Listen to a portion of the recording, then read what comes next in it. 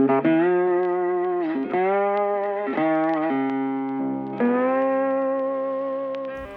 Australian brush turkey, also called the bush turkey or the scrub turkey, is found from the far north Cape of Queensland right down to the southern coast of New South Wales. This female here lives in the Lane Cove National Park, and that's just fine. When they get into your backyard, that's a problem. Because here is a male with his golden wattle around his neck, exhibiting mounding behaviour. Every springtime, they're going to build massive, stupid mounds of vegetation to attract the ladies, and they can have dozens of eggs laid in here, and they control the temperature very precisely with their beaks. Clever. Until you find one in your backyard, and they have torn up hundreds of dollars of mulch, stripped back your topsoil, and left a jolly good mess, which you then have to clean up. We've tried mirrors, we've tried palm fronds in the past. This year, it was time to get serious. It's time for the war on the brush turkey. Taking some garden snakes and some chicken wire, hammer, cable ties. Day one mostly involved flattening out his old mound. Once that was gone, we could smack some of the stakes into the ground and use the chicken wire to try and fence off the area where he liked to be. Now, every year for the past 5 years, he has put a mound in this exact location. So the theory is that if we deny him access to there, maybe the garden can survive being raked to death. So the easiest way I've found to attach the chicken wire to the stakes is with this stuff. It was just the piece of wire that was wrapping the chicken wire. There's a couple of meters of it, so there's heaps. Just use the little snips on there to cut off a short length. Feed it around, twist it with your fingers until you get it started. Then use the pliers to continue to twist it around until it's nice and tight and looks like that.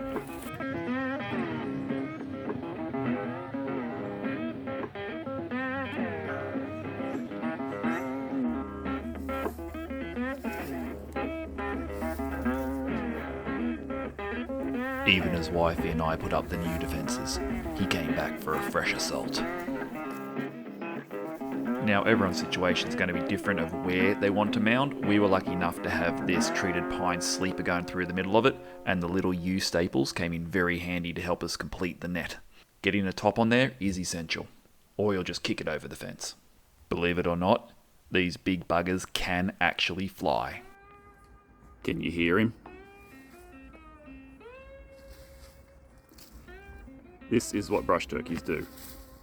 They have incredibly powerful back legs, and they can move stupid amounts of mulch, soil, and leaf litter in a day. Like, ridiculous. If you wanted your garden cleaned, they would be the perfect employee. This is my neighbour's garden, currently getting the treatment, and he's just going to keep on cracking at it to try and get it back here. The good news is, overnight, so far, although he looks like he's landed on it at one stage, the cage is held up. And can you see this beautiful sunlight? That's why he's here. It's the only patch of garden that gets warm. He has started to mound there. So I'm going to have to rope that off as well. So that is literally overnight. We finished at 7 o'clock last night. It's 9 o'clock in the morning. And he's already redone that. I think we're going to fence off his mound. If I flatten that out again, he's just got to scratch it up against the side of it. So I might just fence it in, and that way he can't. You might not be able to see him, but he's definitely kicking up dirt still up in the garden. And this is what we're trying to stop. All of this had beautiful mulch and leaf litter all over it, and the topsoil. It's just gone. He's just absolutely killed it. That watering system at the back there used to be 3 inches deep in the ground, and now he's uncovered it completely, and I'm going to have to rebury all that. This is what I mean. It looks like a lot of effort we're going to, but that single bird is costing thousands of dollars of damage to this property. They're an absolute menace. Shame they're a protected species. Anyway, here's the extension. So yesterday you can see the inner fence was there. I've now extended it out to where he prefers to mound. I'm guessing he's probably going to start mounding down here instead. That's probably just what's going to happen. Probably going to shift the problem. Out of 50 meters worth of chicken wire, That's all I've got left. Gone through nearly all of it. This area is probably about 5 meters by 4 meters. Let's go for a walk around. Anyone not familiar with my backstory, I'm the strata manager and handyman here. We do have professional gardeners, but this is just beyond the scope of their works. So the sun's still here. It's probably about midday now. It's taken me another few hours this morning. And again, this is the only patch with all these beautiful large gum trees around. I mean, we live in a beautiful place. There's actually a public park down the bottom of that, and I just wish he would go there. It's protected, probably too many screaming kids though. So this is the spot he likes and the spot we're trying to deny him access to. Not just because he's killed every plant we've put here, but because of all the damage. I'm trying to discourage him from scratching. There he is, up there. Anyway, this little section is all in. One of the things that we tried last year, see those really spiky, absolutely viciously sharp, they will go through stab-proof gloves, trust me, I know. They come off some of those large palm trees down there. Obviously we get a lot of them, they fall off every season. We tried just covering this area with them and it didn't work. The guy just picked them up with his strong back legs and threw them, and he ended up using them as part of his mound. So I've just used them to plug gaps underneath. He probably still could get in if he really wanted to, but the point is just to stop him from mounding. So I've left half of his mound under the net, so he's lost a lot of his resources. I don't know if that's just going to make him double up his efforts to scrounge from further afield, or maybe he'll finally get the message and try to build his mound somewhere else to impress the ladies. Dear, that's a lot of hard work. I'm pretty much out of options now. If he keeps on piling, the only thing we can do is keep on destroying his mound every day or two, which is a lot of manual labour on my part. Now, I will point out there are regulations around these guys. Once there are eggs in the nest, you're not allowed to touch them. They are a protective species. However, as long as you don't hurt the birds, you are allowed to push over the mounds. It's just he can work 24/7, and I've got 2 other jobs apart from this one to do, plus a life to live. Now, if you excuse me, I'm going to let him keep scratching. We'll come back tomorrow and see what damage he's managed to do. I'm actually going to go have a cuppa and then get in my workshop and do some bloody woodwork. The war on the Brushturkey, day 3. So, we've had some success. My netting looks good, and you'll notice down there, where I expected there to be a giant pile, there is nothing much this morning. A little bit of scratching, but he's obviously given up on that spot. I know he's given up on that spot, because here's the bad news. This is out the front door. What do we have here? There's the mongrel, and as soon as he sees me, he's going to bugger off, because he knows I don't like him very much. Let's take a closer look. So it seems he has decided now that up here, there he goes, is where he wants to be. Hydrangea's looking healthy. So we're going to have to sweep out this. I don't know where he thinks he's putting it. Is he kicking it down here? Some of it's going down there, so I don't know if he's trying to get it down the bottom or if he's trying to keep it up the top. All right, let's grab the rake, spread this out, see what happens next. War on Brushturkeys, day 4, and first impression is good. I had to go to work today, so I couldn't keep an eye on things. That is where I thought he would start mounding, but the whole point of the mound is they like sun, and that area down through there is all pretty shady. Nothing piled up. Let's go for a quick wander. Cage integrity is fine. I'm just waiting for a giant gum tree branch to drop through it at one stage, but shouldn't be too bad. And what about back here? No, nothing down there. There's a bit of a mess there where he was scraping, but that's from the other day. And his little trail, which has not changed. He's abandoned it. For now. War is hell. But for the moment, the bird brain's beaten the bird. Yeah, let's see if he makes a comeback. I'm feeling good today. War on Brushturkey day 5. It's a glorious day. I've just come out to get rid of my veggie rubbish, and he's here. He's up there somewhere.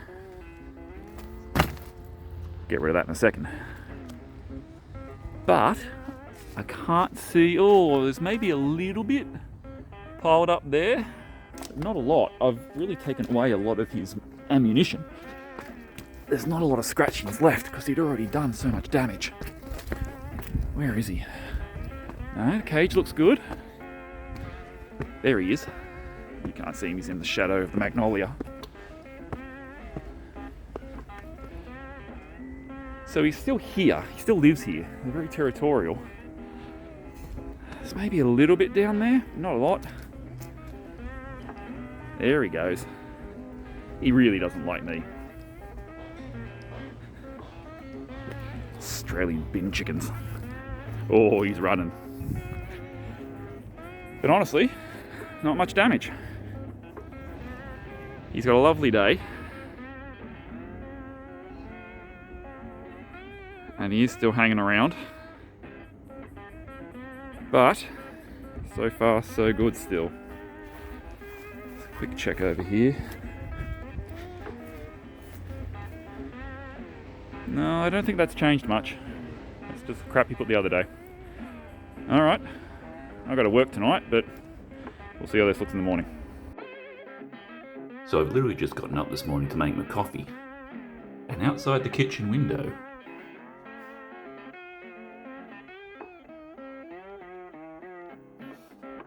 he's stalking me.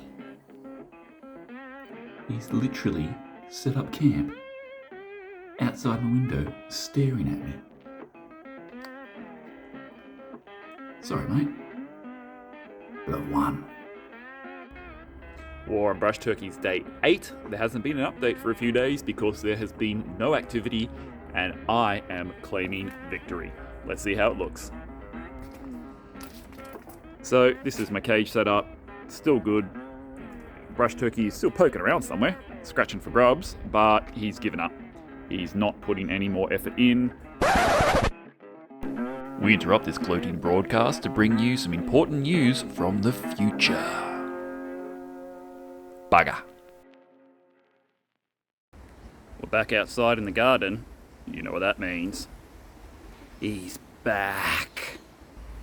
War on Brushturkeys, about 2 weeks in. Interesting development. The cage is holding.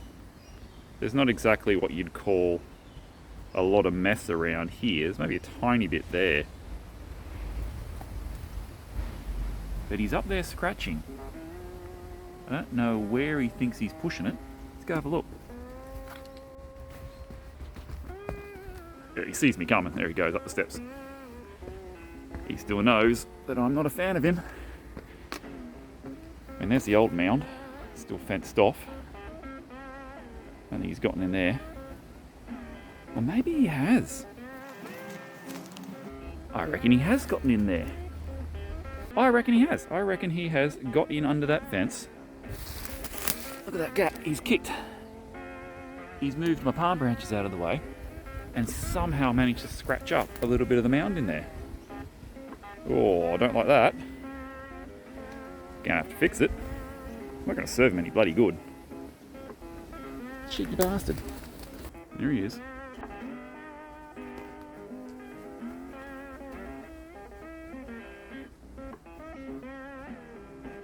Better go plug that hole. Because, yep, I think that is remounding. He's managed to scratch a little bit in under the fence. Right, so I knew it was the weak point. I just had a few of these palm fronds in here blocking a gap large enough for me to get under. So it's not surprising he was able to kick them out of the way and get on in and re-establish a very, very small mound, which I've now just used the backhoe to get rid of. So I did have, where is it? Oh, I left it over there. I have got some more wire. So we're going to get the chicken wire in and block out this last little access section, hopefully. Okie dokie. I've re-flattened out what I think he managed to scratch up again. Seems how it's all dirt now. I'll be able to tell if he gets it in the future.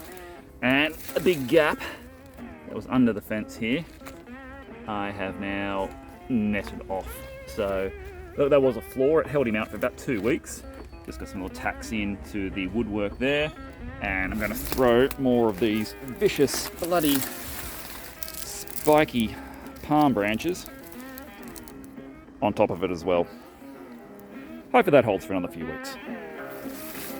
So it was about $160 worth of material and 5 or 6 hours of labour, but that will be reusable. I can pull it down at the end of the season, probably take an hour or so, store it away, and then next year I can bring it back again. So I hope this was useful to some people, and the bird can be beaten.